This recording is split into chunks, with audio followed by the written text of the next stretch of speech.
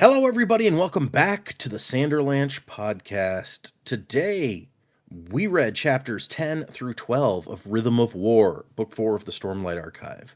In these chapters, Dalinar gives Kaladin some bad news. Something I think Jamie kind of predicted this the last time, but it's a little more extreme, I think, than even she expected. So we'll get into that. Then we see what Kholinar is looking like now with the singers in charge, and we get some Venli perspective and what's going on with her. Some very interesting stuff there as well. And then we all go out drinking. Adolin and Kaladin and Shallan. Everybody has a good, in quotes, time. But we'll talk about it when we get there. I'm Data, and with me today is Dak and Jamie. No Joe this week. We are recording on the 4th of July, and he had, holiday plans. Unlike me, who I was telling Dak, we spent the whole day like laying around reading, playing Pokopia. So very relaxed holiday for us, at least. Classic. Yeah. Let's get into this. Hang on to something, everybody. The Sanderlanche is about to begin. There is a wonder in the weave, so many forks upon these roads. For a burden that is shared is much easier to bear. We will not fall to despair this darkest day. Whatever comes our way, whatever paths we follow, I will share your pain, your laughter and your sorrow. And should we prove ourselves, lose ourselves, nothing's gonna send us astray. Whatever comes So yeah, 3 more chapters this time, and we're kind of in the we're winding down a bit from the big battle and confrontation. I guess Kaladin had a battle, Shallan had more of a confrontation, but all the kind of mini Sanderlanche at the beginning of the book, we're in the wind down phase from that. What did you guys think of these 3 chapters? These are fun. Yeah, it's definitely like just okay, a bit of breathing room. Now we're finally sort of setting the scene of where we are rather than the full-on action. The confrontation with Kaladin and Dalinar was interesting, especially because Dalinar just had his trump card to make Kaladin back down instantly. So it's interesting. This is not where I thought I saw Kaladin's story going, but it makes sense from a progression point of view. So that was cool. Venli back, interesting. A lot to unpack there, just what she's doing and who she's dealing with. But I guess Adolin, best dude. Like once again, of course it's Adolin who comes in, check on Kaladin. It's like, no, we are going out, and you are going to, we're going to work through some stuff because Adolin looks after everyone. Adolin, best dude. Although, and then towards the end of the chapter, it's sad. It's like, oh, is Rock leaving? Like for good? That's definitely how it seemed. So that will be sad if he's no longer around. I feel it's kind of abrupt at the start of a book just to say, all right, this character who's hung around, not dying, but it's just, all right, he's out. See ya. So that A little bit sudden. yeah. Unfortunately, because we like Rock. I mean, I'm glad he's not just dying at the start of a book, but yeah, it's like, oh, okay. So long, partner. Yeah, the Rock thing. Yeah. It really does seem to almost come out of nowhere at the beginning of this. And I say almost because we knew at the end of the last book, like, this was something serious for Rock, what he did. He took this life to save Kaladin, right? And Yeah. I don't think we understood necessarily the ramifications or all of the ramifications of it at that time. So maybe it's not a surprise exactly, but it's like, that was sudden. Okay. Yeah. There were sort of hints in Dawn Shard and at the end of the last book, I think, unless if I'm remembering correctly, that he was going to have to go. I just didn't expect it to be now, is all. Yeah. While all this other stuff is happening, it's just like, oh yeah, bye, Rock. Yeah.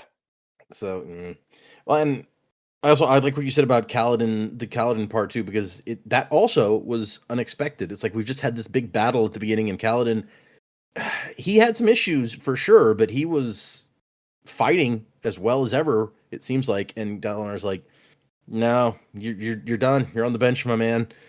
And so it's like, oh, okay, that's not where you think the story is going to go. No, because one, he's the main character. You don't expect that to happen to the main character. Two, Yeah. he is easily the best fighter they've got on their side. You don't expect that to happen to the best fighter in the middle of a war. But I guess that's the whole thing. He's been training the Windrunners, and it's like, okay, now they need to function without you because they're good. Maybe they're not up to your level, but they're good enough to survive without you. Mhm. And, if you die, that will be a massive blow to morale. So, Well, and part of what adds to it is that, like you said, he knows the right way to say this to Kaladin to get to have Kaladin agree, but Kaladin agrees because he knows Dalinar is right, and we're in Kaladin's head enough that we have also seen the problems that Dalinar is pointing out, and you're like, oh no, I mean, like, he's right. This is probably best for Kaladin. You just don't expect that. You don't expect in the fantasy book them to be like, you can't go into battle anymore. Your emotional issues are getting to be too much. Like, when have you ever seen that? Yeah. Yeah, no, it's an interesting wrinkle, and it's like, okay, didn't expect this, but I am curious to see where it goes. Yeah. Well, and we'll have to talk when we get to predicaments, but I'm curious about where you guys think it will go, because Kaladin's kind of at a loose end when we end this section. Yeah, they were 3 good chapters. I liked getting a Venli perspective. I like seeing, like, I guess a little bit more of that settled relationship with her and Timber, and appreciated a bit more of an explanation, I guess, of what was happening with her and then what she's able to do, which was really cool. I like that there's a bit more of a tie, I guess, between the Fuse and Venli and Kaladin. Like, you're kind of gaining on, like, who the key players are there. I like this little not resistance, not rebellion they're building, and I'm really interested to see where that goes. A little bit of insight into what's happening at Kolinar and these huge towers they're building, and yeah, I think it's the right time. We came into this book with such a big, really in the middle towards the end of the action that was occurring, and for things to sort of settle and everyone go back to their separate places. I think that was a really good time for that, and for Venli to come up. So I'm pretty happy with that. Kaladin, seeing where he's up to, that's really hard. There's a lot there for those intrusive voices, and it's really hard when you're in the middle of that to be able to separate yourself out from that and then to not let those voices win. So I really feel for him in that situation. That's a really, really dark place, and it's heartening to know that he's got so many people that are on his side and trying to look out for him. Dalinar removing him from that, it's kind of like taking that one thing that he's got that he's happy about, which I worry about, but I also see the reasons as to why Dalinar would need to do that.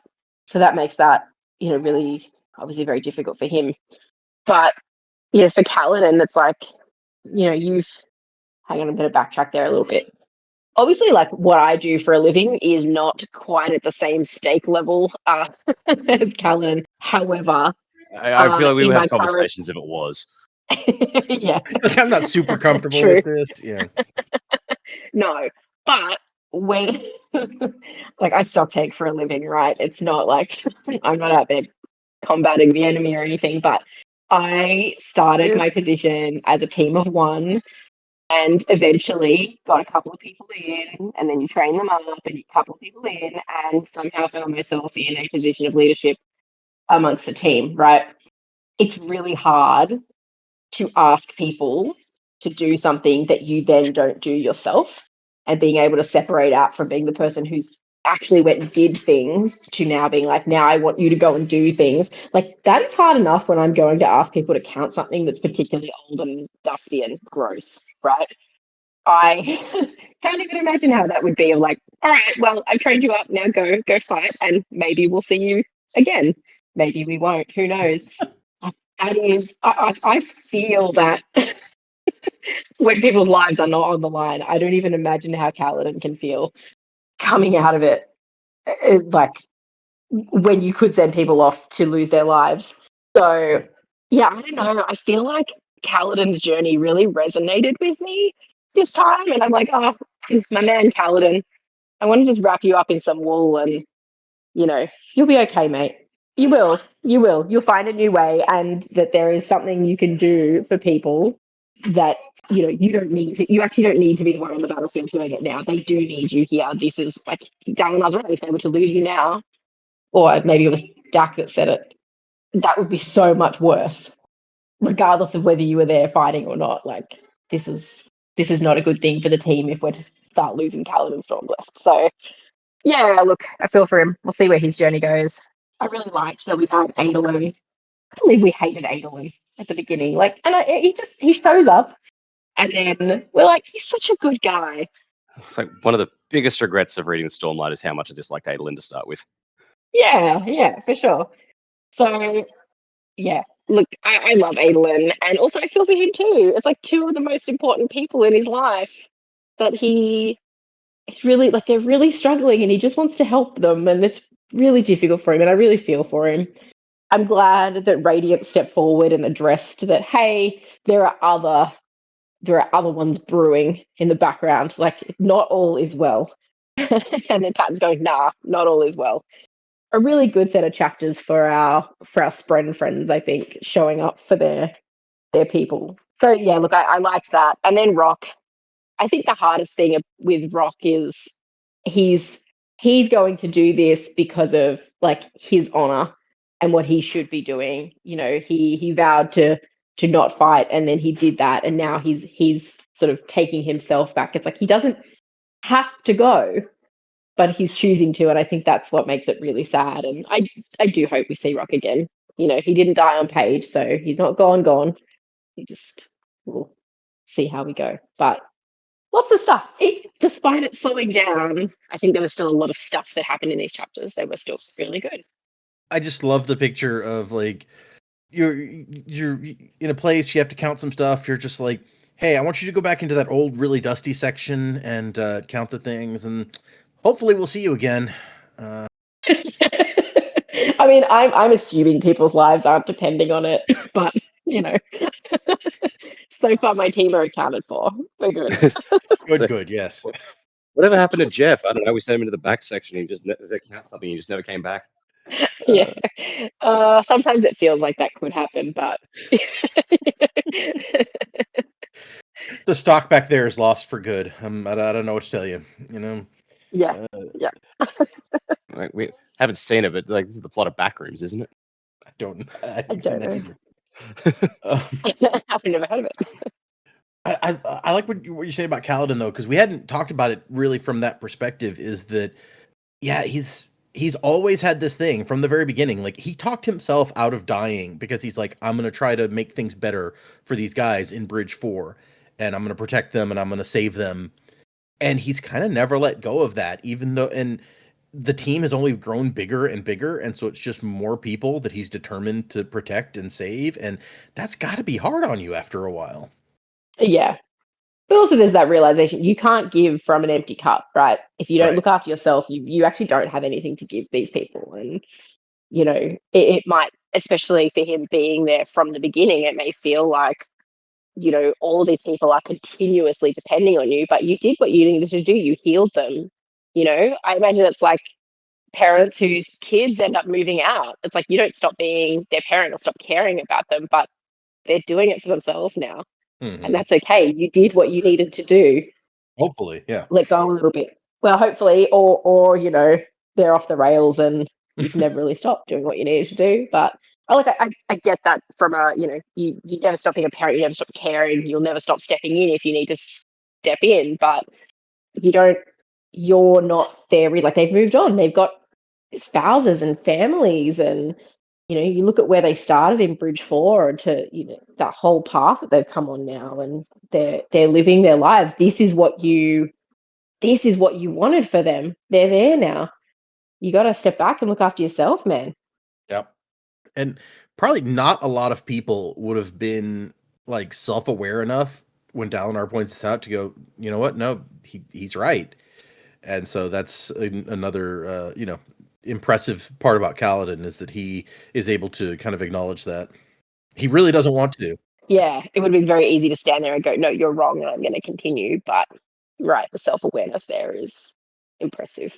And also what you mentioned about seeing the stuff with Venli, it's we're used to seeing the aftermath of things from the Alethi side, but I think this may be the first time that it's like, oh, and when the battle winds down, we see what's going on the other side too, and it's all very new and kind of interesting, and I thought that was a pretty cool little bit.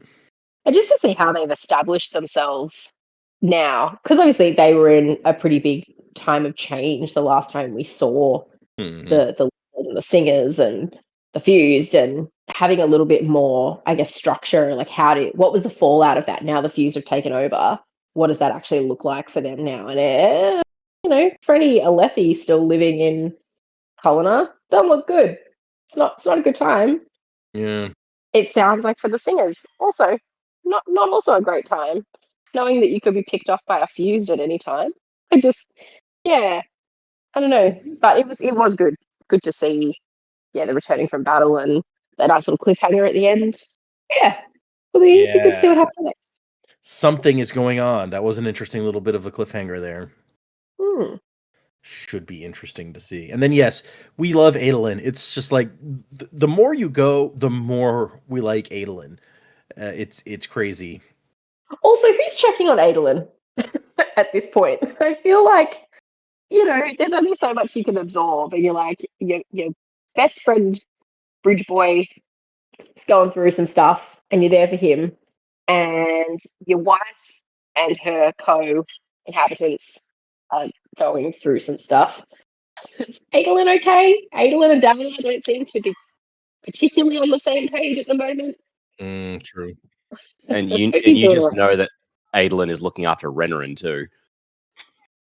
Yeah, Adolin's looking after everybody. Adolin is like the Steve from Stranger Things, It's just always good. That is the best comparison. That is absolutely who he is. He's like the normal guy among like these superpowered people who's like, I don't quite know everything that's going on, but I'm going to be here for my folks. Yeah.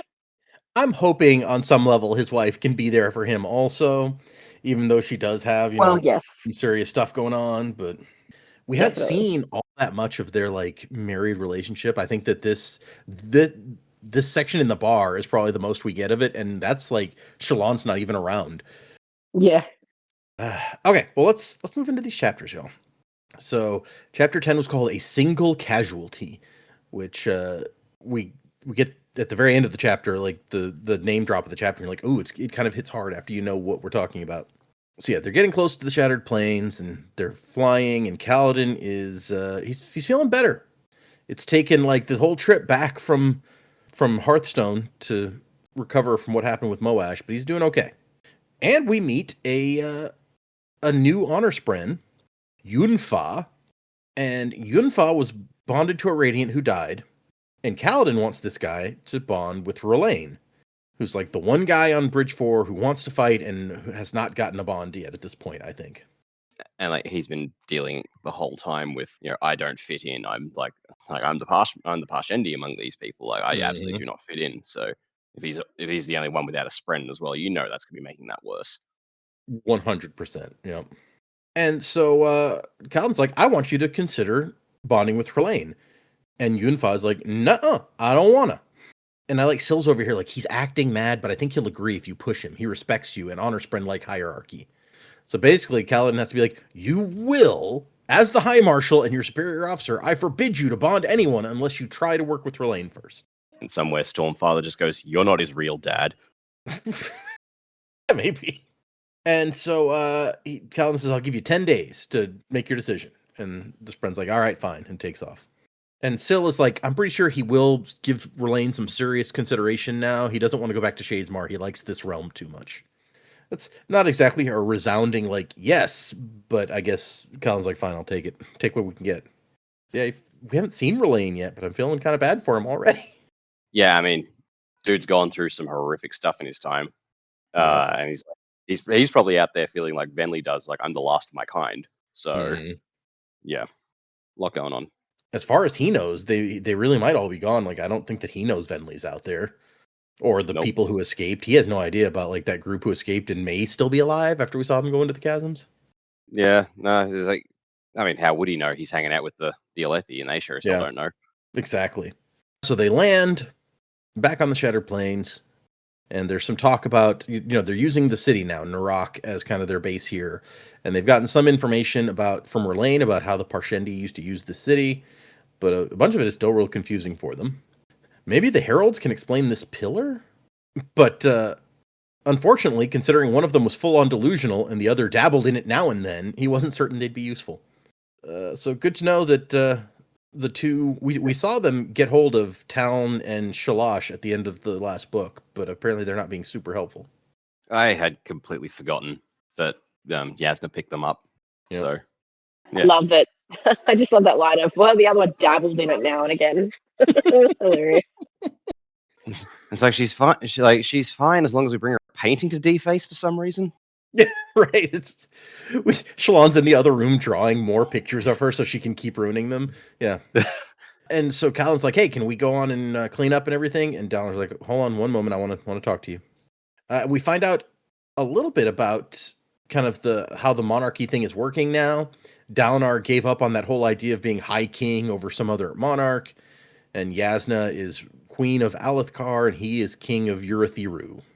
I gotta say, like, one thing I am rather done with in Stormlight is we go through all this rigmarole of Dalinor setting up a new position for him to take, and then backtracking on it like a short while later. We did it all in that first book where it's like his section ended with like, I'm going to abdicate and Adolin will take over my role. Next section, lol, nope.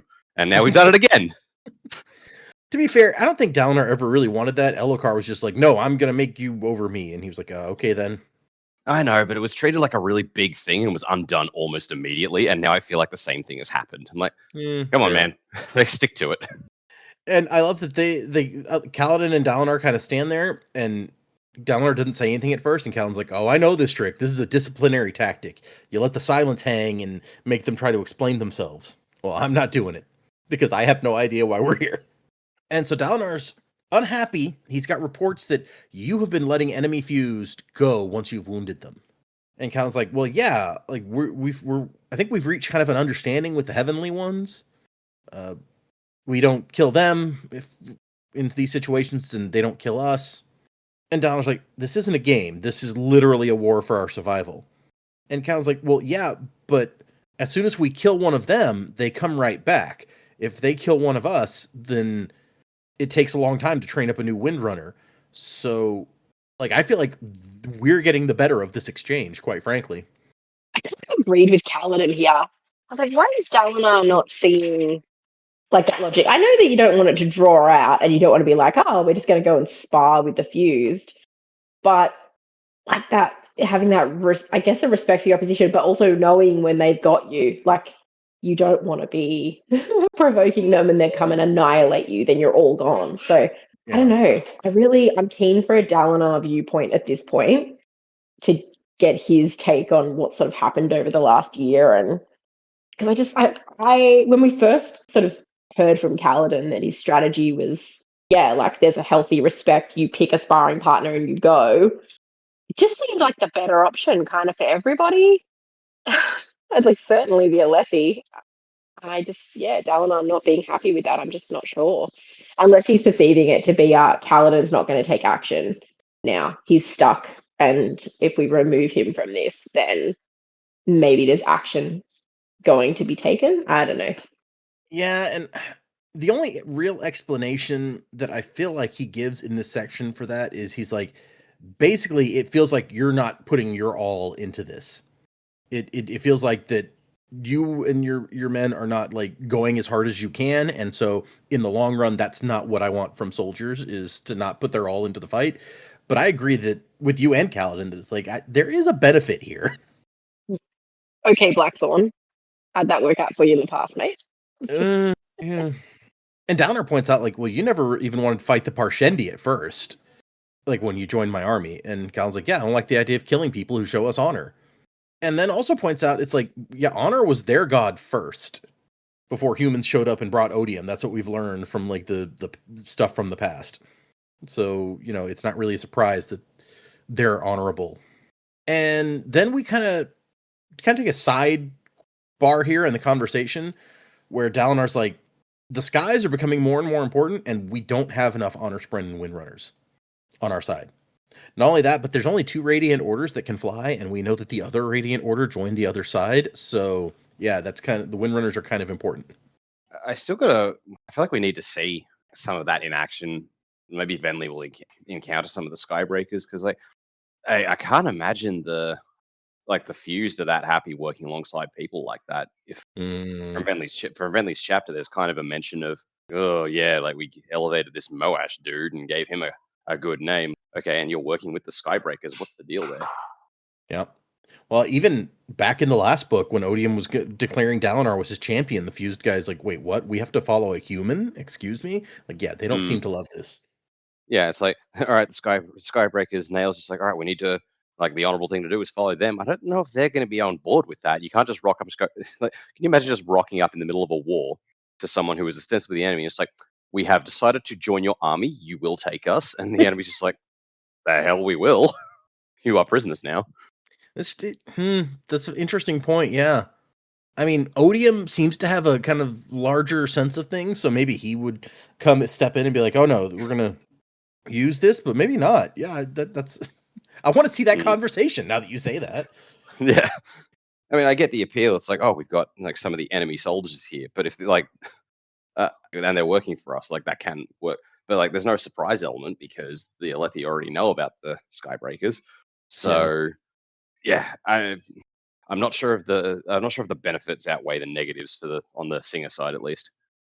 Unless there's like a bit that, it's the herald, the actual herald that was there and was involved earlier. Maybe there's something to be said for that. Like, I mean, it's not people later who are assuming what the heralds said or did or didn't know or anything like that. Like the fact that Nail is actually involved. Okay. I mean, maybe, but it also mean like, oh yeah, he was personally there for all the disasters in the past. He's personally responsible for a lot of them. Like, are we really letting this guy on the Yeah. team? That's fair. He's probably killed a lot of these fused multiple times over hundreds of years. So yeah, it could be a personal thing there. Okay, yeah. Now I'm just really hoping we get that scene because I want to be a fly on the wall for that. So Syl says that her relatives can be difficult, and they still feel that the humans are dangerous because the betrayal of the Knights Radiant killed so many. And Callan's like, I mean, the other Spren are coming around, and she's like, yeah, well, Honor Spren are more rigid. And Dalinar just concludes, it's been 8 months without a new Honor Spren coming to us. Well, we got to do something, but I guess we'll talk about that later. And then he starts he starts buttering Kaladin up a little bit, like, you're the best, one of the best soldiers I've ever had the privilege of leading. You single-handedly built up the most important wing of my military. You're an inspiration to everyone who meets you. And you can just feel the butt coming. But now I need to move you to special projects because I really can't have you in the role that I've already assigned for you. So thanks, bud. It's time I relieved you of duty. I'm sorry. And Cal's like, what? No. And it's like, no, it's okay. I'm going to promote that rock guy to your position. About that. I don't know if that would be a good idea anyway, but I know. It's just I saw the opportunity and had to take it. But Dalinar immediately is like, no, okay. Like Kaladin says, I know how it seems, but and Dalinar's like, how does it seem? Like, diagnose yourself, Kaladin, and tell me what you see. And Kaladin doesn't want to, but as Dalinar lays it out for him, he's like, it's true. I mean, you're right. And at first, Kaladin is mad. He's like, I can't believe this. You were supposed to be different. And Dalinar's like, well, why? Why am I different from the other people you've led? Or that have led you? And Kaladin's like, because you don't throw us away, because you... And he can't even bring himself to say it. It's like, because you care about your men. And he's like, yeah, that's why he's doing this. Oh, damn it. Like, I walked right into that. You just know Dalinar was like, oh, I've been waiting to bust this one out. And Kaladin's like, his final thing is like, but what if I'm not there and something happens to one of them? Because I wasn't there to protect them. And Dalinar immediately has the response of like, but what if you are there and that's why something happens to one of them? Because you freeze up at the wrong moment or something. And Cal's like, oh, yeah, no, I couldn't do that. And so he says, look, I'm not demoting you. I want you to like train and teach and help us fight, just not on the front lines. And Kaladin brings up the really good point of like, well, but can I keep my oaths without fighting? I need to protect. Like, that's the whole Windrunner deal. And Dalinar's like, oh, there's a lot of ways to protect. Even in the old days, not all the Radiants actually went into battle. And Scylla's over here nodding, like, no, yeah, you can totally do this. I had to stop just here for a minute. It's like, Kaladin, how dense can you be? You are a trained doctor. What is that if not someone who defends from death? Yeah, who protects people. Exactly. You won't be the first celebrated soldier who's moved to a support position after seeing too many friends die. And he's like, if we get some new honor spren, then we're going to need somebody to oversee their training, and who could be better, basically. And Kaladin has kind of a final thing where it's like, because Dalinar says, like, there's no dishonor in giving yourself time to heal from the wounds that you've taken. And Kaladin's like, so I'll come back then. I'll take leave and then I'll come back. And Dalinar's like, I mean, if we feel that's the right thing to do, it's possible. Which is basically a no, but a really nice no. And Kaladin's like, I don't think I can train the other Windrunners. Like, I can't be with them and then send them off without me to die.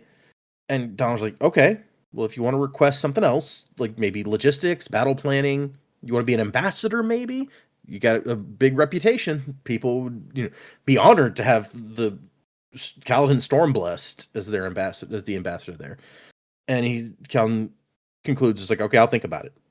And Donald's like, okay, well, you have 10 days to make your decision, and then I want you to report it to me. Which is hilarious, because that's exactly what he gave that honor spren. Like, I'll give you 10 days to think about if you want to bond to R'hllane. And then he takes off, and Kaladin looks over at his friends. The Windrunners hadn't lost any members in the fight today. They didn't know that there'd been a single profound casualty, and his name had been Kaladin Stormblessed. Which is a very dour way of looking at it, but I get it. That's rough. Yeah. And then we get a picture from a Singer fashion folio. It's like the ones that Adolin used to look at, except this is what the Singers are wearing. This looks like the cover of a Singer romance novel. I know, right? But I think it's one of the first good looks we've gotten at a couple of their different forms, because it says the male is war form and the female is nimble form. So you get an idea, a picture of kind of what these different forms look like. Mm. We move to 11, Passion and Courage, where the epigraph talks about how an iron cage creates an attractor. So you can create a fabrial that will like draw smoke towards it. With iron, man, who would have thought that iron could pull things? Yep. It's like, What? it's all coming together. And I love the way Brandon does this, where it's like, new discoveries lead us to believe it would be possible to create a repeller fabrial, but we don't know what metal to use yet. And all of us are like, steel, it's steel, try steel. Benefits of knowing Mistborn first. And so we cut to Venli, who's in Kholinar, and she's like, quickly, up the stairs, the lady returns. And we see that they have different names for these, like Kaladin calls these flying ones the heavenly ones. From the Singer perspective, they are the Shanaim, which I prefer to say heavenly ones, that's easier. And Venli is like the head servant for a fuse that we've met before, Leshwi. We met her recently fighting Kaladin, and before that with Moash. So yeah, she's the reason Moash is still here, so we will never forgive her for that. And this is really giving us a good rundown of kind of how the society is working now among the fused and the Singers, where it's like there's now like their culture is very stratified, where you've got the normal Singers who have like work form and war form, then forms of power like Venli's. She's now envoy form, which means you have a void spren in your gem heart, and those are called regals, the forms of power people. And then above that is the fused, who are the ancient souls in a modern body. And then maybe like Thunderclass and the Unmade, or even above that, but Venli even doesn't know much about those. And they've created these like towers in the middle of Kholinar that are just like open at the top, at least on two sides, I guess it says. And the flying fused come in and they land on top of the towers, and they have their whole retinue there waiting for them. And it does sound a little bit terrifying, quite honestly. And yeah, from the Alethi perspective, they're called the heavenly ones, and from Venli's, they're Shanaim, or those ones of the heavens, which is just a more complicated way of saying the same thing, but whatever. And apparently Leshwi is pretty high up the rankings among even the fused. She's not like the most powerful, but she's pretty high up there. There's 9 varieties called brands, which is, okay, if that's what you want to call them. A word that evokes the heat of a branding iron. All right. And Venli, the last listener, is the voice for Leshwi, which I don't know that it explains actually what that means exactly, but she seems to be like the head servant, kind of. Yeah, she's just in charge of the house. It's But been a she while also- since Downton Abbey. She also secretly is a Knight Radiant, she thinks. She's got Timber, the Spren, also in her gem heart. And Timber's like, well, you're not a Knight Radiant yet. You've only said the first ideal. It doesn't quite count. Leshwi shows up, and we have some new servants to bring before her to see if they are acceptable. The first one is Schumann, who is a singer, and Venli's trying to encourage Schumann to, passion. Among the fused, your passion will do you credit.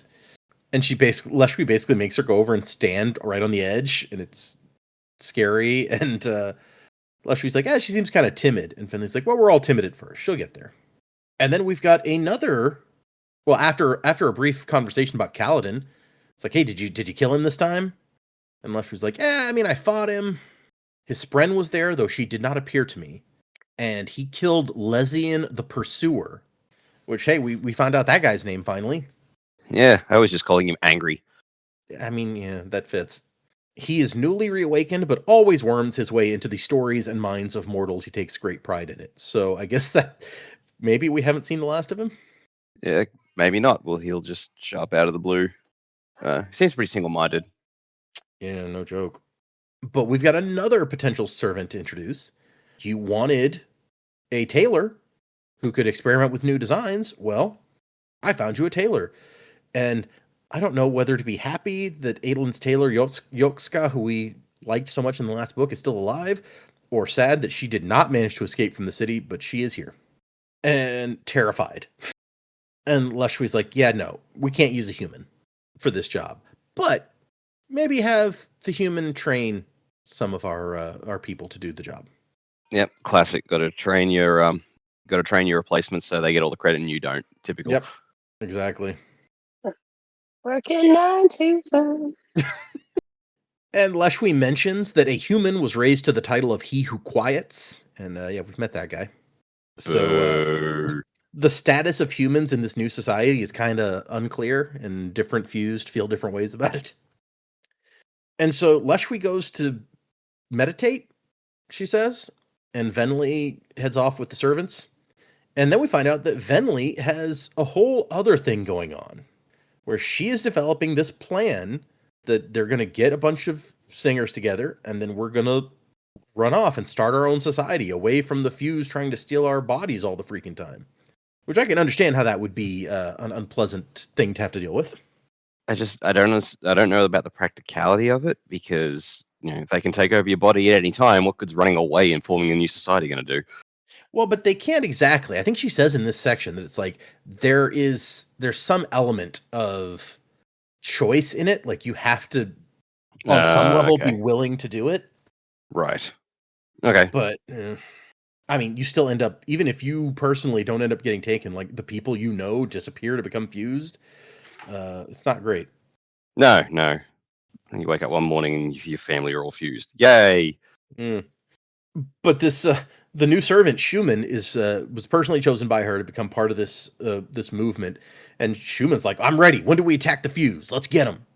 Each storm, I worry that I'll be next. And this is where Venli's like, I've seen the transformation. You have to accept the soul of a fused in your body. It has some element of agency to it. But that's difficult to define. Because for one thing, even just letting a void spren into you to become a regal, like Venli is, that changes your personality. It lets Odium kind of alter you in some ways, which maybe makes you more willing to do that kind of thing. And so Venli, who was the one who found the storm form in the first place, started them all on this path, is now like, I want out. Let's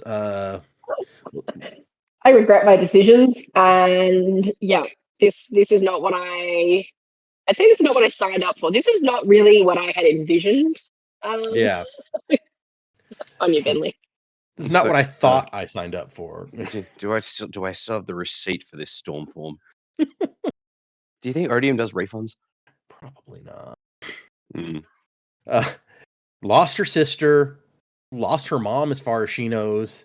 In the last book, the way she was talking to that Spren, she seemed to think like I should be in charge now. Like we did this, and the Spren's like, "You're adorable."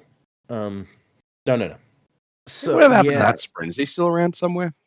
this is a good question. We haven't seen him in a long while. What was his name? Udam? His name was Ulim. Ulim. Close. Yep. I think that was one of the Jeopardy questions, if I remember right. Yeah, that's why. That's the only reason I still remember him. Honestly, 'cause it's been ages since we saw him. Yeah. Let's see. They have spheres filled with void light, which is like stormlight, but it comes from Odium, and they seem to use it for their powers here. And Venli can use it to look into Shadesmar and make sure there's no Spren like hanging around spying on them, which is a very useful skill. So yeah, she has to lay it out for this lady. Like, no, we're not going to start a revolution. We're not going to try to kill the fused.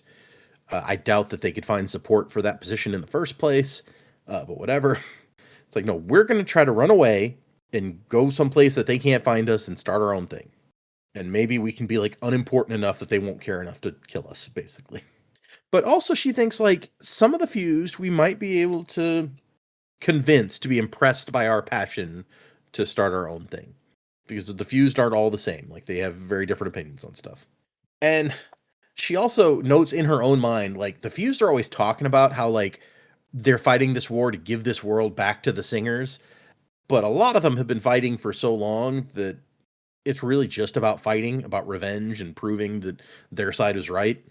And Schumann's over here like, okay, well, forgive me about not being sure about this plan, but they summoned rock monsters taller than the storming city wall. I don't think that we can win this against them like that. And Venli Venli says, well, we've got a Regal on our side too. I have a Void Sprint in my gem heart, but I figured out how to like control. And maybe I can share the process with the others once I've perfected it. She's really skirting around what's actually happening there. And she's like, and the Spren used to be allies of us, and a lot of them are pissed off at the humans. Maybe, that we will have allies if we decide to move. And the conversation ends when Leshwi shows back up. Gather yourself, last listener. Something is happening, something dangerous. I fear the war is about to take a distinctly different turn. And that's the end of that section. So, yeah, cliffhanger. I want to know what the heck that's about. Ominous. And our last chapter for today was A Way to Help, chapter 12. And the epigraph is not about the metals or anything specifically anymore. It's like, Artifabrians keep, like, trying to hide all their secrets from everybody else. Can we please work together and share knowledge? Navani's trying real hard. And all of Kaladin's bridge crew, except for Dabid and R'lain and Rock, although Rock is kind of something else in his own right now, Kaladin says, they've all gone on. They have Spren. They have their own squires now, so Kaladin doesn't really have anybody left. And Dabid has never recovered from his battle shock. He doesn't talk. R'lain is, will hopefully soon have a Spren. So now that he's moving out of this active role, he doesn't really even have anybody that needs to transition out from under him unless you count the entire platoon of Windrunners. And he notes that everyone's being kind of nice to him. Like Sigzil, showing admirable restraint, told him the battle reports could wait until tomorrow. And he's like, holy shit, how bad do I look that he's like, he says that. And Rock has an appointment he has to get to. Even Teft gets pulled off by a different group, though his squires had been in Bridge 13. And most of them have become Radiants too. He's like, I don't even know how many squires Teft has at this point. Everyone's advancing. Look at that. And some of the groups invite him to go with them. And he turns everybody down. And it's like he's being the good commander. He just gives them the nod. You run along. I got important stuff to be about. And it says nobody pushed him, though he wished that one of them would. But these days they all have their own lives and families and duties. And so Syl takes off and he manages to make it back to his room, walking tall. And then he just like collapses inside his room. Exhaustion Spren and Agony Spren, like upside down faces carved from stone, which I don't remember if we've heard of those before, but I don't like the sound of them. That sounds awful. I don't remember this kind of Spren. No, it's like, oh man, like that's like losing the Spren lottery. Yeah. And all alone in the dark in his room, the stuff that Moash says coming back to him. You're just going to keep hurting. They're all going to die, and there's nothing you can do about it, and there's only one way out. And yeah, he is starting to spiral pretty badly here. until a knock comes at the door, and he doesn't answer the knock, but it keeps knocking. And then at some point he's like, oh man, this person's just going to come in, aren't they? And then sure enough, Adolin Colin storms in with Syl on his shoulder. And Adolin is wearing uniforms with a little extra embellishment on them these days, which his dad doesn't like, but apparently Adolin doesn't care so much. I just imagine. Classic Adolin rebellion. I just imagine this conversation between Dalinar and Adolin. It's just like Adolin, get those patches off your sleeves. And Adolin's like, Dad, do you really hate the patches, or do you really hate who killed Sadeas? And Dalinar's like, you don't have to be jealous, Dad. I know you wanted to just shot at him, but really, Kaladin probably wanted a shot at him. But what can you do? Kaladin didn't even get Amaram. He didn't get to kill any of the bad guys. There's still Moash. Oh, so yeah, it's true. Moash is still out there ready to get his turn. Yep. And Adolin's like, oh, Rock said that he thought you were heading for your room. And Count's like, yeah, because I want to be alone. And he's like, yeah, you spend too many evenings alone. Come on. I like being by myself. He's like, great, sounds awful. Today you're coming with me. And Kaladin goes hard. He's like, maybe I just don't want to be around you, Adolin. And then Adolin looks at Kaladin and he's like, tell me honestly, with an oath, that you should be left alone tonight. Swear to me. And Kaladin can't do it. He's just like, storm you. And Adolin's like, great, come on. Bright Lord Master High Marshal Stormface, change your coat to one that doesn't smell like smoke. We got places to be. And Kaladin's over here like, Syl, you traitor. Your first thought was to get Adolin? Yeah, I needed someone you couldn't intimidate, and that's like 3 people. And the queen would probably turn you into a crystal goblet or something. I can't imagine this scene if Yasna was the one who showed up at the door. I would have had enough of your bullshit and just gotten on with it. I don't have time for this. Yasna just walks and just slaps, does the whole slap in the face. It's like, will you cheer up? I might pay to have seen that version of the scene, actually, yeah, but okay. So they go out. We've still really only seen Kaladin and Yasna talk once, and it was pretty clear they did not get on. So, yeah, it's funny how much they were at odds for having this being their first conversation, basically. Which usually there's a feeling each other out period, especially when you've got a queen, or not. She wasn't a queen at the time, maybe, but still very important. Light eyes, but Kaladin does not take shit from anybody. And Yasna does not take shit from anybody, and so it was kind of doomed to go that way, probably. Yeah, it was like the ultimate. Kaladin don't like light eyes, especially those who don't really seem to care about other people. And we like Yasna. Yasna's firmly on the side of good, but she does not fit Kaladin's criteria. Yeah, Yasna's not big on feelings over facts, and Kaladin is a lot about feeling. Yeah. So, yeah. Just storms into the room and it's like, why am I dealing with this? I have a country to run and I am having to look after you because your friend said so. Come on, man. So they're going to a bar, a wine house. And Adolin, Kaladin just describes as the kind of general who drinks with his men and learns the names of every soldier. Dalinar does not approve of that. And in most cases, Kaladin is on Dalinar's side there, but this is Adolin. You can't stop Adolin from being Adolin. He just makes it work somehow. And he's like, hey, Rock and his family are over here. What is going on? And what we find out is that this is a celebration of a wedding at this wine house. And so I guess that's why all of these people are here. For people that Kaladin doesn't know. Because he doesn't have time to pay attention to that sort of thing. So he's crashed the wedding? I think this is the after party or something. But it's also still just a wine house. So I guess, other people are probably here. This guy's just like, Adolin, you have a +1. You brought your wife already. That's like a +3. So, well, no, that's not common knowledge though. Maybe not. Yeah, fair point. And they're still only going to eat enough for one. Syl loves the a big gathering like this, and she starts flying off to listen to people talk invisibly.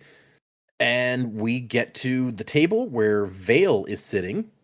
And we find out that she's been doing this thing where, depending on who she is right now, she changes the color of her hair, which is very convenient for other people and considerate, I feel like, so that we know who we're talking to. And Kaladin says, hey, Vale, so is it just going to be you, or is Shallan going to show up? And Vale's like, yeah, nah, she probably won't. She's had a busy day. she needs to rest. And Kaladin's like, man, it must be nice to be able to just be someone else when you get too tired. And the serving girl comes up and asks them what they want, and Kaladin says orange, which, if we'll remember, is like, I think it's either the least alcoholic or the second least alcoholic. Yeah, it's the second. Like pink is the least, and orange is fruity with notes of ginger. Yeah, so non-alcoholic ginger beer. Gotcha. Basically. And the girl's like, what? Orange? A man like you can handle something stronger than that. It's a party. And Vale's over here like, he said orange. Just bring him what he asked for. I mean, yeah, I was like, you're the wait staff. You bring people what they ask for. You don't just... He says this is what he wants. You don't then get to say, hey, you should have something else. Like, come on. It is a little bit forward. I thought maybe she was trying to flirt with him a little bit or something, but yeah, I don't know. Not while you're working. I have waited tables, and I definitely, if someone asked for a recommendation, sure, but I've never been like, yeah, you don't want that, you want this. Absolutely. I knew a guy once. He was a DJ, not a very good one, I'll be honest. And like he stopped getting gigs because he would work at the nightclubs, and they would say, "All right, here's the sort of stuff you want to play," and he would just go, "That's garbage. I'm going to get you to play some real music." And surprisingly, the gigs dried up. He could never figure out why. Who would have thought? Just never occurred to him that him going, "I know better," might not have gone down so well. I have also known people, in not DJs specifically, but in various jobs like that, where they're just like, if there's a matter of opinion, they assume that, well, I know better, obviously, than the people who are paying me to do what they want. So it doesn't tend to go well. Yeah. No. And Kaladin is keeping to the codes because Dalinar keeps to the codes. But also, he's like, it seems like when you're in one of these bad moods that alcohol would help you forget, but it somehow just makes the darkness worse. Which, yeah, alcohol's a depressant. That's what it does. Yeah. It's good that he's recognized that at least. And so they both kind of consult about their missions. Like, hey, here your mission went well. You got a town and the mink. And he's like, yeah, and what about your mission? And she's like, oh, you should have seen it. Iolai was basically a skeleton. Pity somebody murdered her. He's like, wait, what?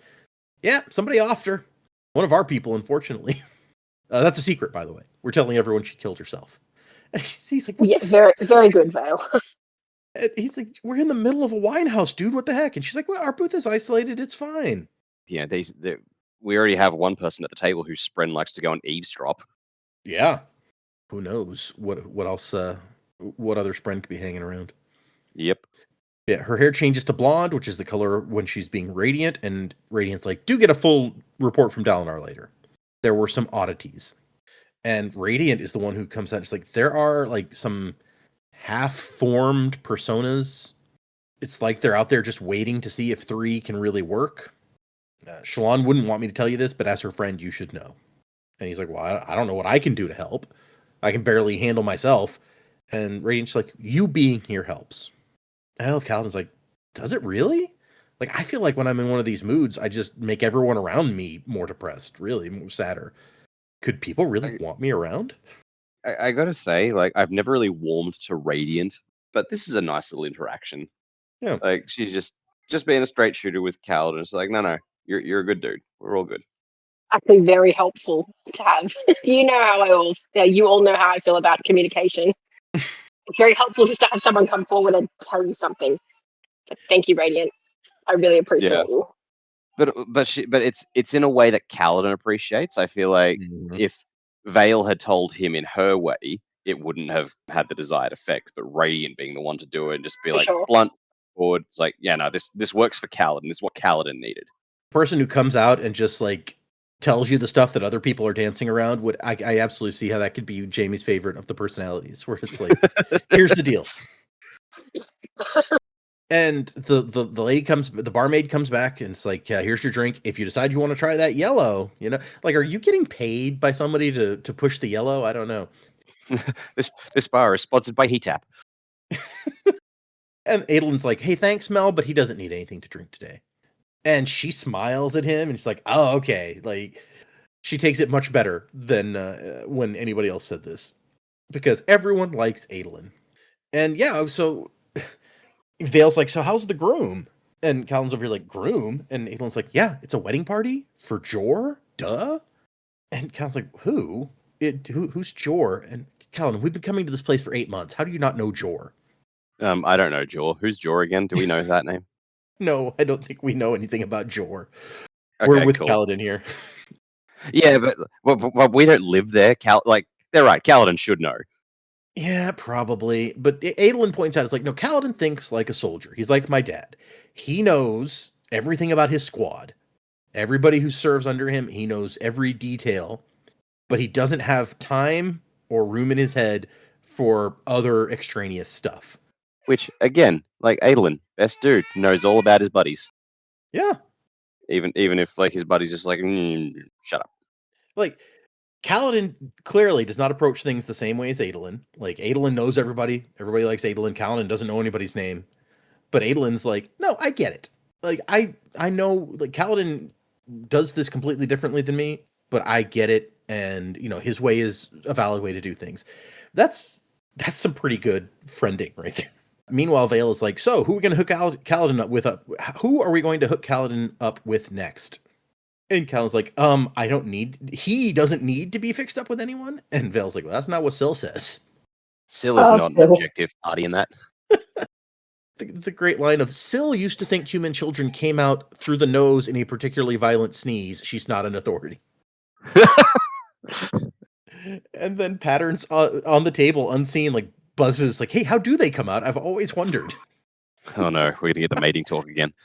They really need to spread an education program for these things. Yes, absolutely. Vale's just like, I'll explain later. Ooh, or better yet, ask Shalon. She'll love that. I'm trying to think of a Rosharan equivalent of the birds and the bees, and it's not coming to me. Like the chull and the chull and the creme. There we go. The creme. That's just like goop. I don't. Yeah, but we thought like fine. The chull and the cremlings. There we go. Okay. Though there's a big size difference there, but I guess there's a big size difference between birds and bees. So okay. Yeah. Adolin's like, I mean, yeah, the ladies have a point. You have been extra sulky since Lynn broke up with you. And Vale's like, yeah, what about Hem over there? She's tall. And Cal's like, great, tall. Because we're roughly the same height, we're sure to get along. And Vale is like, oh, look at those legs. Back me up, Adolin. And Adolin's like, I mean, yeah, she's attractive. That blouse isn't great on her. Oh, and then the conversation of like, what about Kaw's sister? She's smart. You like smart girls. And Cal's like, I mean, does somebody not like smart girls? And Vale's like, yeah, give me dumb ones, please. They're easy to impress. Is Vale trying to pick up? So Vale seems pretty clearly like bi here. I don't know how comfortable Shalon is with that, but maybe we had discussions about Shalon and the way she looked at Yasno, where it was like, maybe Shalon has some deeper stuff going on here. That's got to be odd to explain to your husband. It's like, by the way, like, kind of got to think for your cousin. Ugh. Yeah, that would be. And then Adolin points out a girl. Like, what about her? Some newcomers came in. She's the daughter of one of Father's generals and loves talking strategy. I can introduce you. And Callan's like, please don't. And Vale's over here like, hey, you courted her, right? Yeah, how'd you know? Adolin, swing a Herdazian in a crowded room and you'll hit 6 women you courted. Those aren't real, are they? She pads, right? Like, what is this conversation with your... Hang on. Back up a second. Swing a Herdazian? What? Is that the expression? Like, I totally believe the Alethi would have that expression, actually. Yeah. Man, I keep finding ways to get disappointed in the Alethi culture. It's like, those are people! Honestly, Lopin might enjoy it. I don't know. Yeah, but Lopin's weird. Lopin probably started it. Yeah. It was Lopin's idea. Yeah, maybe. Maybe it originated from like a swinger Herdazian in a room and you'll hit 6 cousins or something. Yeah. Vale's adapted it. And, like, Adolin does not want to discuss the breasts of a woman he dated with Vale, and she keeps trying to push it. It's like, what? I'm your wife. And he's like, you are not my wife. He's like, well, I share a body with her. Close enough. And Kaladin's over here like, you guys have the weirdest relationship, for real. Which is totally true. And then Vale goes off to ostensibly find the barmaid, but really she ends up joining a game of something or other and is gone for a good while. Then there's the note, Adelin's like, I hate the idea of fighting our own. We're supposed to be moving on to better things. And Kaladin's like, says the man who killed Sadeas. Although that's still not common knowledge. And then Adolin kind of prods Kaladin a bit after a while, and he admits, like, your father relieved me of duty. He thinks I'm not fit for battle anymore. And Adolin's like, oh, well, we'll fight that. And Kaladin's like, no, like, he's right. But again, Adolin is just like he sees Kaladin, like gets Kaladin to open up. Kaladin admits that, this is bothering me, and Aelin's like, I'm in your corner. We'll talk to my dad. Yeah. Hey, goddamn. Adolin, best lad. Even after Kaladin's like, no, I mean, he's right. And I've known it for months. And Adolin's like, okay, so what do we do? Yeah, just accepts it instantly. He's just like, whatever's best for you, man. Yeah. Also, Adolin has a gift for the bride and groom, we find out, which is cute. It's like, he didn't just show up at this party for some dark eyes. He even brought along a gift for their wedding. Good guy, Adolin. My gosh, just like every time it gets better. But it's going to come as such a shock when eventually one day, who knows when, I'm going to reread the first book and we'll get first book Adolin and I'll just go, what?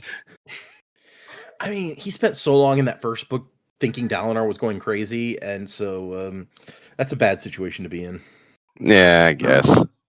And we find out that Adolin and his father are kind of at odds a little bit. He's like, half the city thinks he's like a herald reborn, but he's only a man, and he's been wrong before. Terribly wrong. So the book, handwritten by the Blackthorn, it's not finished officially yet, but drafts have been making the rounds.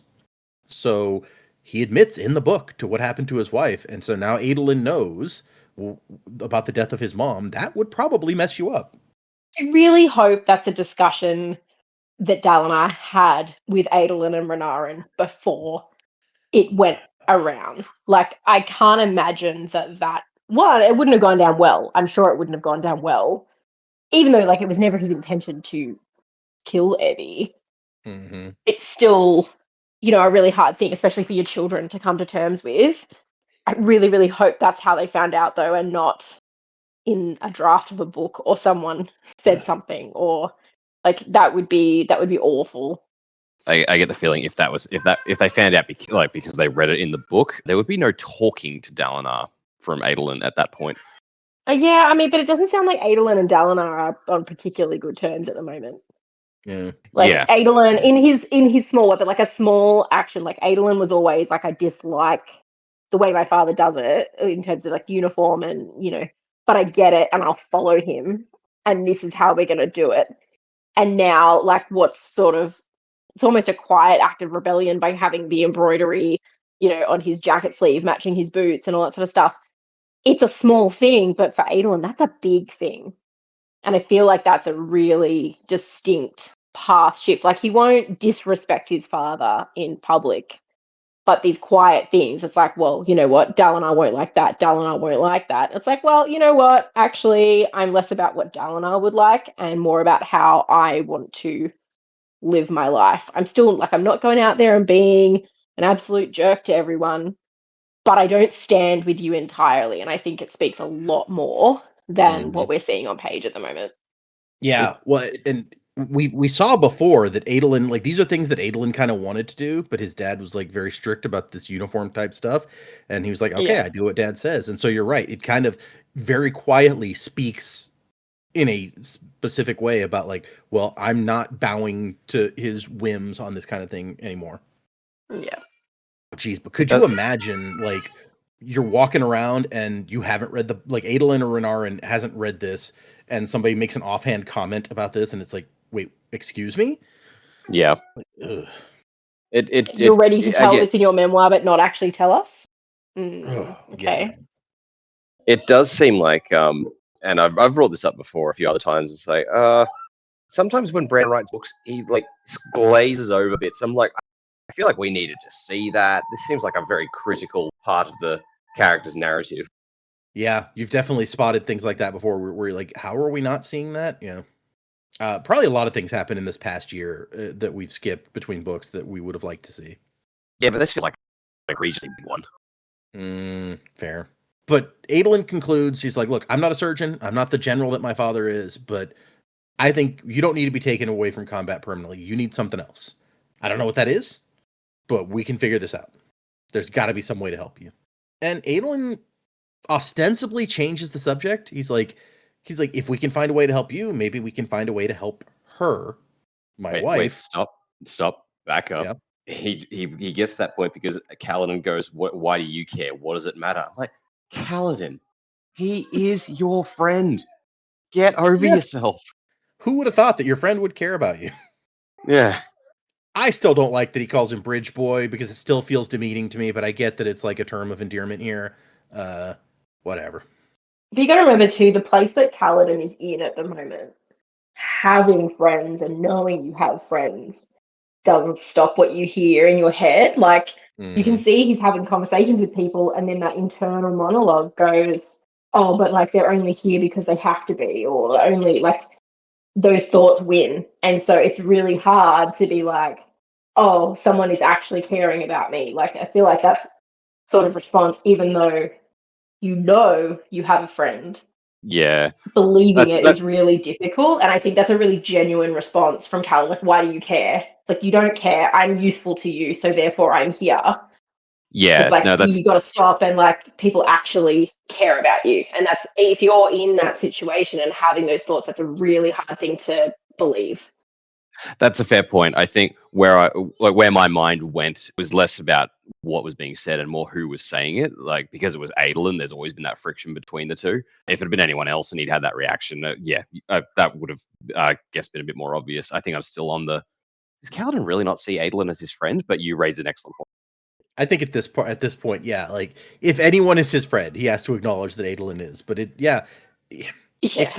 can be really hard in the depths of one of these, like what he calls his moods, to believe the things that people are saying when they conflict with the way you're seeing yourself. Well, yeah, which is just all the better that he has Adolin there to constantly retell him these things until it kind of like badgers through his walls a little bit. But yeah, he's like, maybe if we can help you, we can help my wife and the problems that she's having, which are different from yours, but still. And Pattern is here to be like, I mean, yeah, you're right. She hides it, but things are still wrong. And Adolin's like, I can see how much it hurts her, how much she's sliding more slowly than before, but she needs help, and I don't know how to give it to her. And Kaladin's like, I don't know, like, from a physician standpoint, like, we're not trained to deal with mental issues. We're trained to deal with physical stuff. All we can do with people who are sick in the mind is send them to the Ardents. And Pattern's like, I mean, should I go talk to the Ardents for her? And Cal's like, I don't know. I mean, Wit maybe knows some stuff that will help. He seems to know all kinds of crazy stuff. And Adolin's like, well, but what advice would you give me? And Kaladin starts giving him advice and then realizes that it's exactly the stuff that Adolin has been trying to do to help him. And Adolin's like smirking at him, and he's like, damnation, did I really let Adolin outsmart me? Maybe something is wrong with me. And Kaladin transitions it into like, yeah, we need to get you a spren, Adolin. Why hasn't one of the orders picked you up? Maybe it's that sword of yours. Shard bearers always do better if they drop the old shards. And Adolin's like, I'm not getting rid of Maya. And Kaladin kind of pushes a little bit, and he's like, no, I am not getting rid of Maya. Leave it. It's like, oh, okay, all right. Yeah. Like you don't need the spren to be special on this planet. No. Adolin is proving this, yeah. This is the soccer thing in Avatar. He's surrounded by all these people with amazing powers, but he's brilliant in his own way without them. Yes, and I love that they didn't try to like somehow give Sokka magical powers. He got to be an expert swordsman with very little training, but he's a brilliant strategist and tactician. Yeah, but I appreciate having like the non-bender in the group and proving that they are just as useful in their own ways. You get the same with Asami in the second in Korra, although she almost has her own superpowers with like electric gadgets and driving her car and stuff. But also, yeah, she's like the Iron Man when you're surrounded by Thors and Captain America. Yeah, she also has the Batman and Iron Man superpower of being rich, which never hurts. Also valid. Syl comes back. I want to decide she wants to take up gambling, and Kaladin, he's not feeling great. He's still miserable, but being around others is helping. He discovers, and he's like, "Hey, Adolin was right. Damn it!" And then we get Rock, and Rock is like, "It's time," and Kaladin's like, "Do we got to do this now, Rock? This is not my best time." And Rock's like, "I mean, that's what you said the last like several times I wanted to talk about this. He has the shards from Amaram, and they're for his people. They're gathering dust in a box. He's got to go. Cord says Alethi and Horneater traditions are both foolish. First shard bearer among my people. She's not is a wrong. young woman. Traditions are often kind of silly. It's true. And so he's like, I have to go back. I have to face what I did. And Cal's like, well, you saved my life. And he's like, I made that choice because you're worth the sacrifice. But it's not a sacrifice unless I go back and seek justice from my people. So I'm leaving, and I'd like to go with your blessing. 2 of his kids are staying, Cord and Gift. They both want to stay. And Kaladin's looking for any excuse, like, but Moash is out there. Maybe he'll come after you. And Rock's like, maybe I'll have Scar and Drahi. They say they want to see the peaks. Maybe I'll let them fly us there, so we don't have to walk across the stupid lowlands. And Kaladin's like, hey, I could go. Like, he even thinks Rock's like hinting at something like, hey, maybe you could offer to take me there. And Kaladin's like, well, that would be a great thing for me to do. I can't go into battle like with the army anymore, but I could be helping my friend. But no, I can't just run off like a child. And also, if we get up there and Rock is punished for what he did for me, I'm not going to be able to hold myself back. So yeah, this would be a bad idea. News out of Urithiru today: the captain of the runners was arrested for war crimes in the Horneater Peaks. Yeah. And so Cal's like, yeah, okay, I give my blessing for you and anyone who wants to go with you and have a short leave to do that. A Windrunner honor guard, you deserve that and more.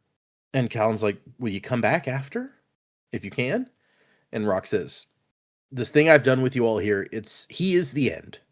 When we meet again, I suspect it shall not be in this world, this life. So that's not super encouraging. Don't like to hear that. But he's like, you gave me back my life, Kaladin. Don't be sad that I now choose to live that life. And then he gives him a warning. Hey, there's a powerful god here, but he's tricky. You should not have lost his flute. Which we're not going to ever let Kaladin forget that. He's like, I don't think Wit is a god, Rock. And he's like, airsick as always. Like, duh, he's obviously a god. How do you not know this? And then they leave. Rock goes to his wife, and they walk out the door, and they're gone. It's forever, it says. And Kaladin thinks, as he slumps back down, at least Rock won't know like what happened to him. That he had to be relieved, and it's like he can spend the rest of his days thinking his captain had remained strong all of his days. And that's the end of our section. Definitely feels final. Like, all right, this is Rock leaving, at least for a while. Like, which is pretty sad because Rock was his first recruit way back when. Yeah, he was. And I will say that Brandon has been talking for a while about writing a novella called Horneater that would talk about what happens next with Rock. Oh. But we have not gotten that yet. It's one of those things where he's like, I'm going to write it here, and then something came up and he couldn't write it then, and now he's working on scripts and things, so who knows when we'll eventually get it. But yeah, that's right. Gives us time to catch up. Predicaments. So, where are we going? What do you guys think is going to happen now that we've wound down from the big opening? We're almost 15% of the way through the book. And specifically, do you have any thoughts about, like, Kaladin's got to find something else to do with himself now. He's got 10 days to tell Dalinar what he wants to do.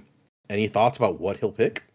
Wait, which chapters are we doing? Oh, sorry. Yeah, I didn't do that. And I don't even have the list up. Look at me being all behind here. Okay, chapters. There it is. For next time, we are doing 2 more chapters. That will be chapters 13 and 14. Chapter 13 is called Another Hunt, and chapter 14 is called Voice. So there you go. What do you guys think? Chapter titles give me nothing. I'm not sure. Yeah, I don't know where we're going. I feel like Kaladin, I think his dad's probably going to be happy that he's been removed from office. And so Kaladin's not going to be happy because he'll have to say, oh, Dad was right. And he's not going to feel good about that. But I don't really know what he's going to be up to this book. I don't know, what trials he's going to go through. I feel like maybe he's going to try and this could be kind of a tragedy sort of thing. He is trying to take a step back as he's been told because he knows it's the right thing to do, but he just keeps getting dragged back into it. We know Moash is after him. We know this. I feel like this Lesian, the pursuer guy, is going to be coming after him because that seemed pretty personal. So, but yeah, he's trying to be the good. He's maybe become a general. He's directing troops, but he's not going out on the battlefield with them because he still knows his tactics and he knows how the Windrunners operate. He knows the best way to get them to do their thing.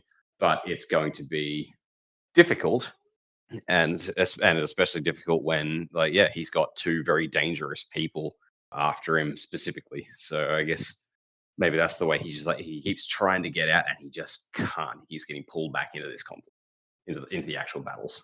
They keep pulling me back in. Okay.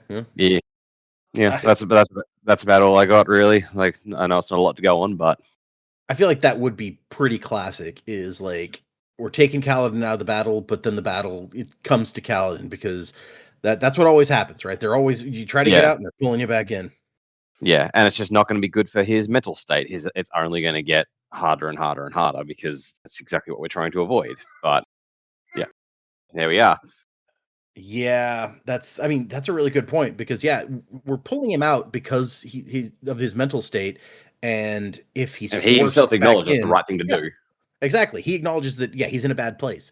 If he's forced back in, that's not going to put him in a better place. Probably, you're right.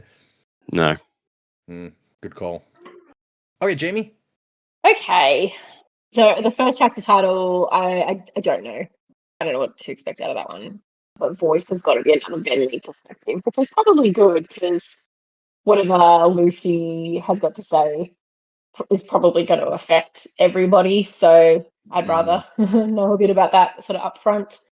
Kaladin, I don't think his battle days are done. I do think he'll end up having to be pulled back in one way or another. Could be like catastrophic, and then they'll have no choice but to have Kaladin back involved. Like help us Obi-Wan Kenobi, you're our only hope sort of situation. I doubt it'll be within the next 10 days though, but I do think long term Kaladin will find himself back there. I think he will be able to say the fourth ideal, but he's got to get through what he's currently going through and have a way to manage it. And just because we haven't seen people recover from that battle burnout, it doesn't mean they can't, but it's a hell of a lot of work to get there and support and tools and things. So I really hope Kaladin can get through it and then he's in a position to be able to say the fourth ideal. I feel like there's a lot more, obviously there's a lot more of this book, but there's still a lot more of Stormlight to go to lose Kaladin this early, relatively early in the piece. Having said that, I do think he could be, I don't think it would be a really good opportunity for him to maybe work alongside his father and then, hone in on the surgeon skills and maybe be able to look after people in that regard. There's also a chance then he actually does end up back at the battlefront that way, helping people, and then ends up being back as a Windrunner or something. I'm like, in terms of the fighting. So I don't know. I feel like that would be sort of a natural route, but if he's going to make that decision in 10 days, we're going to need to see something with his dad, I think.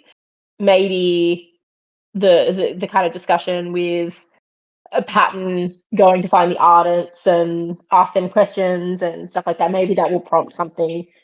Maybe Shallan Vale Radiant becomes someone he can try and help and sort of learn and grow, and with that help himself as he can. That's my hope. Anyway, I hope everything comes up Kaladin at some point. I don't necessarily think it'll be in this book. I think it's a long-term thing for him, but we're going to need to see some progression. I don't see Kaladin being stuck where he is now. Regarding Rock, it does seem very final. I do hope we see him again in one way or another, but who knows? Maybe we won't.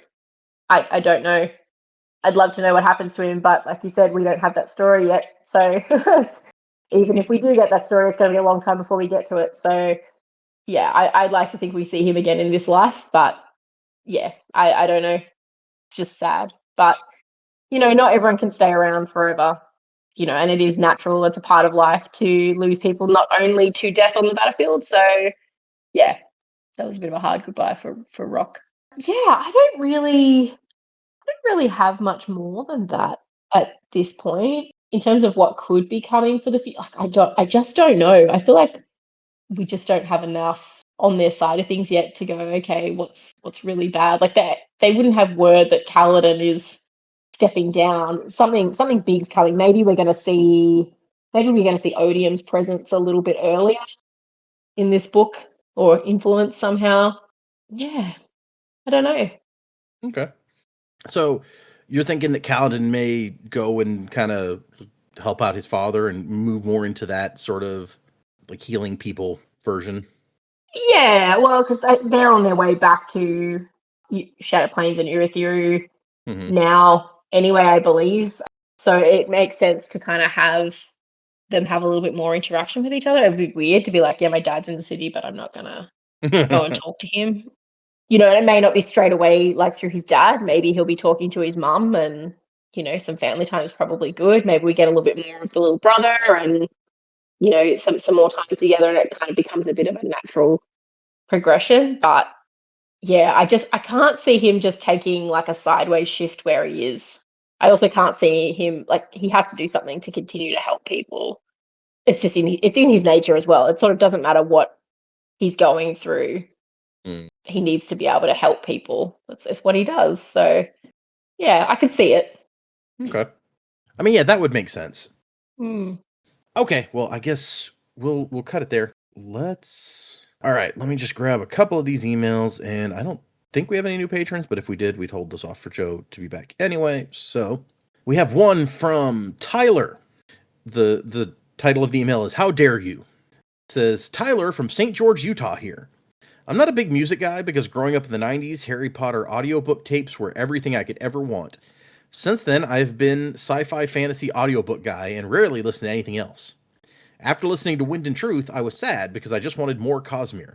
A friend recommended your podcast. A podcast? The last thing I would ever want to do is listen to people discuss a book when I could just listen to the book. Just to appease him, I listened to the first episode on YouTube. 2 months later, I am almost caught up. So I repeat, how dare you? I can't listen to the books anymore because I miss the quick and long summaries, predicaments, and fun banter that you guys provide. I had someone else recommend the Malazan series, and I tried the first book and was immediately confused. So I tried to find a good podcast. I repeat, how dare you? There's nothing even close to what you guys provide. I feel like I've just finished watching Lord of the Rings trilogy. I was happy because that was the best thing I'd seen, but sad because nothing else comes close. How dare you for making such a good podcast and leaving me to start over because there's no way I can wait for an episode a week. P.S. I started listening to Wind and Truth for the second time, and 20 seconds in, I got bored and thought, I can't wait till the Sanderlanche get here. We'll see you in a couple of years. Yeah, right. I also tried reading the first book of the Malazan series and was immediately like, what on earth are we doing? So I get that. One of these days I'm going to go back and give it another shot, but it was heavy.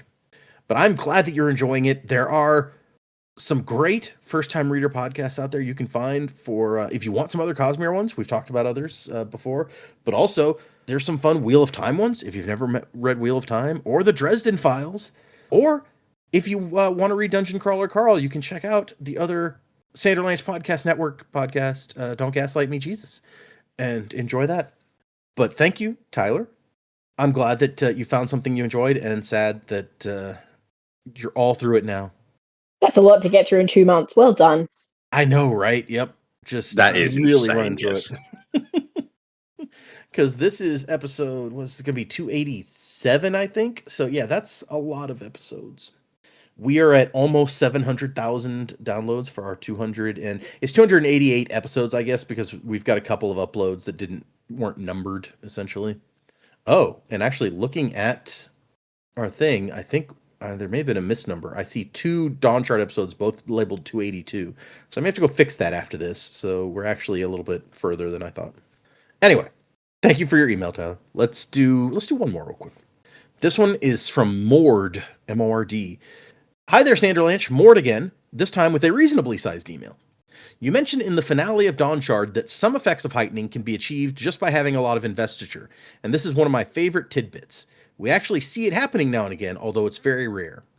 There's a moment in Words of Radiance where Kaladin first figures out the gravitational surge, It mostly gets entirely ignored because he catches a small glimpse of Shadesmar, so that's what everyone focuses on. But if you read it carefully, he does achieve something like the third heightening at that moment. He's baffled by how much more vivid and beautiful the colors and sounds are around him for a moment. I think this means that Nauthians are misunderstanding heightenings on a basic level. Some effects of heightenings are the result of having breaths, like aura recognition and probably life sense. However, some others are just the result of having a lot of investiture, no matter what the type. This might go a long way into explaining the absurdly nonsense progression of heightenings. It's not 100 breaths for each level, or a logarithmic progression, or anything that makes sense. Heightenings go from 50 to 200 to 600, and then they seem to become normal at 1000 and 2000 before jumping to 3500, and it's a mess. Well, if they're unknowingly taking two entirely different systems and saying, here's the results that are all part of the same thing, it would make sense for it to become so crazy. Just my 2 cents. I wonder if that's like a backdoor for Brandon. It's like, I don't quite understand how this works, so I'm going to make it inconsistent, and then I can explain the inconsistencies later. It could be. One of the common themes that we see is that even when people think they understand the magic, it doesn't quite work the way that they are assuming it does. So it would be easy for them to build in that sort of thing where it's like, yeah, they think that this is how it works, but I'm leaving enough uncertainty in there that I can come back later, and whether he knows ahead of time or not, he has that room to tweak it. Until next time, probably with too long an email, wasn't to the time of Crabs Ahoy. All right. Well, that was a cool one. Wasn't to the time of Crabs Ahoy. I love that. That would really shorten the whole thing, huh? That's amazing. Oh, actually, let's do one more real short one because this one has some stuff. A couple of different people emailed about this, but I want to do one of them. This one is called The Wine. It says, hey there, DJ D&J. In the most recent episode, you discussed the whole wine cryptic conversation and not knowing what they're talking about. Where here's my interpretation. Although I haven't read Rhythm of War in a long time, so I might be wrong. To me, it sounds like Iali is still yapping about Dalinar and his government. He's the winemaker who makes a wine that looks good but has a sour taste. That's how I think she sees his rule, as something that looks good but actually isn't. Better winemaker coming into the shop would refer to Gavinor, as he will be, quote, the one to come and clean this stuff up. Basically, Dalinar and Yasna are posers who just want to present honorable, and through that, they want to just get more power, but Gavinor will set things right. It's reiterating what Iali already says about needing to get Gavinor away from them, which would be my biggest counter-argument for that interpretation, but I struggle to even begin fitting the metaphor to Sons of Honor or some other secret society. But like I said, that's just my interpretation. Wasn't to the time of next, Colo, P.S., Vasher, Crabzoy, to the cups. Yeah, I could see that. Yeah, I can see that too. That's a interesting little... That makes sense.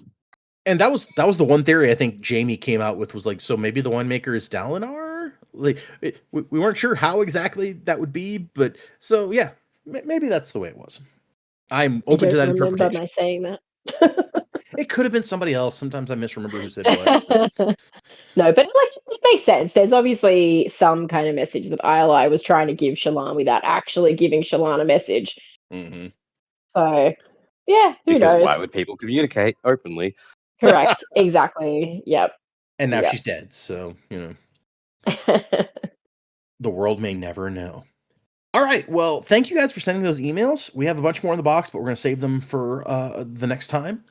If you'd like to send us an email, the address is thesanderlanche@gmail.com.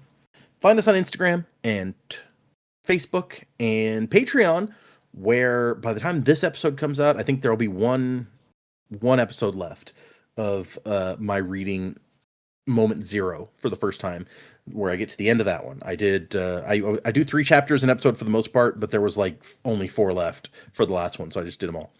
So check that out if you want to hear me talking about that kind of stuff. And I think I'm gonna go back to Dragonsteel Prime next, which I started reading for the Patreon, and I'm pretty sure I got 13% of the way through that book, and then something new came out and I switched to that instead. And it's been like a year and a half or something since then. So I'm gonna be real blank on what happened. I may have to reread that before I start recording again, but we'll see. So if you're interested in hearing me ramble about that kind of stuff, join our Patreon. If you do, Joe will assign you a faring power. And if you want to leave us a 5-star review on the podcast platform of your choice, send us a screenshot of that at our email, and Joe will assign you a misting power. And if you do both, you can be a twinborn. So that's all out there. Remember, For next time, we are doing just 2 more chapters. That's chapters 13 and 14 of Rhythm of War. So if you're following along, read those chapters. Music by Miracle of Sound, and Wasing to the Time of Next. Colo, P.S. Fasher. Crab at thee to the cups. The burden that is shared is much easier to bear. We will not fall to despair this darkest day. Whatever comes our way, whatever